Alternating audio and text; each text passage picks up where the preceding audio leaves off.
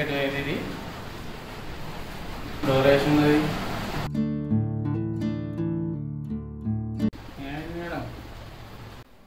ఏమైంది ఇట్లా పడుకున్నావు?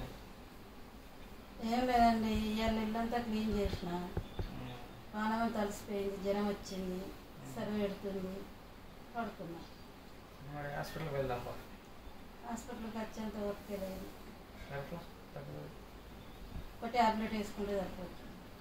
కదా లే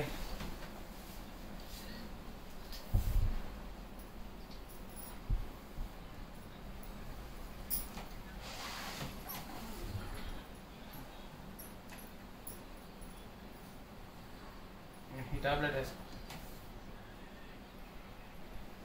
మంచిగా.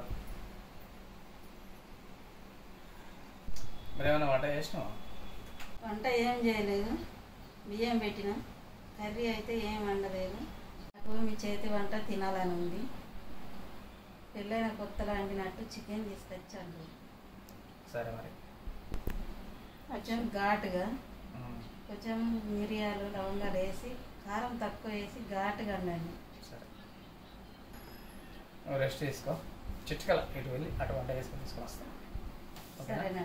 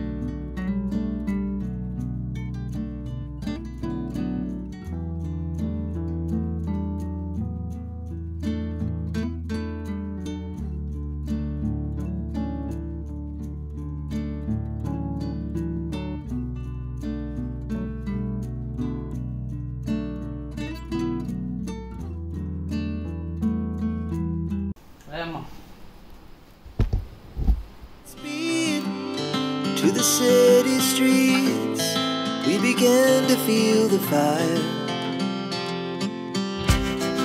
We rise like tall buildings as the candles that take us higher. The night's young. ఈరోజు ఈ వీడియో చేయడానికి కారణం ఏంటి అంటే, నేను న్యూస్ చూడంగా విడాకుల గురించి భార్యాభర్తలు ఇద్దరు పోట్లాడుతుర్రండి. అది నాకు చూసి బాధ అనిపించింది. పెళ్ళి అంటే ఒక ఆకతాయి లాగా తీసుకుంటారు, అది కాదు. పెళ్ళి అంటే 7 జన్మల బంధం. మేము ఇప్పటికీ 36 సంవత్సరాలు అవుతుందండి మా పెళ్ళి.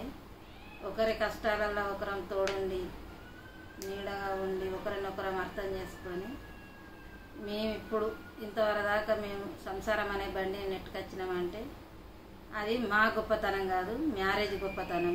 ఇద్దరు కూర్చుండి మాట్లాడుకుంటే పోయేదాన్ని ఆ క్షణికావేశంలో దీన్ని పెద్దగా చేసుకొని కోర్టు మెట్లు ఎక్కుతారు. అది కరెక్ట్ కాదు. 2 నిమిషాలు ఆలోచించి ఇది ఏంటిది సమస్య అని ఆలోచించి కూర్చుండి ఒకరికొకరు అర్థం చేసుకుంటే చిన్న సమస్య ఇది. ఈ చిన్న సమస్యను అట్టుగానే తీసిపారేయచ్చు. ఇలా తీసిపారేసిన వాళ్ళే జీవితంలో హ్యాపీగా సాగిపోతుంటారు. ఇది ఒకటి అర్థం చేసుకొని కలకాలం జీవించాలని నా యొక్క మనవి. లైక్ చేయండి, షేర్ చేయండి, మా ఛానల్ను సబ్స్క్రైబ్ చేయండి.